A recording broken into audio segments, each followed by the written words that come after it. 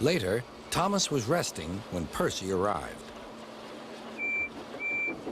A large hopper was loading his freight cars full of coal.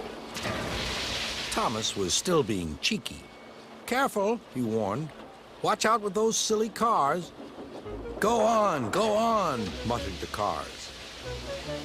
"And by the way," went on Thomas, "those buffers don't look very safe to me."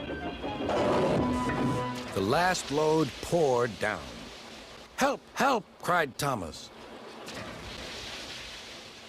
"Get me out." Percy was worried, but he couldn't help laughing. Thomas's smart blue paint was covered in coal dust from smokebox to bunker.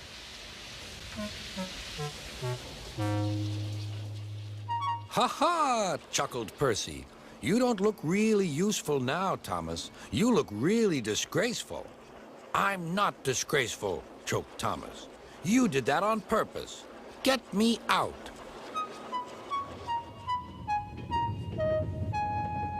It took so long to clean Thomas that he wasn't in time for his next train. Toby had to take Annie and Clarabelle. "Poor Thomas," whispered Annie to Clarabelle. They were most upset.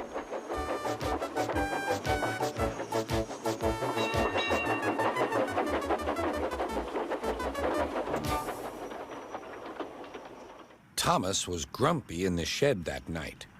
Toby thought it a great joke, but Percy was cross with Thomas for thinking he had made his paint dirty on purpose. Fancy a really useful blue engine like Thomas becoming a disgrace to Sir Topham Hatt's railway. That night, the two engines made up their quarrel. "I didn't cause your accident on purpose, Thomas," whispered Percy. "You do know that, don't you?"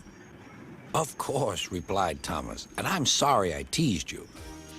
Your green paint looks splendid again, too. In future, we'll both be more careful of coal."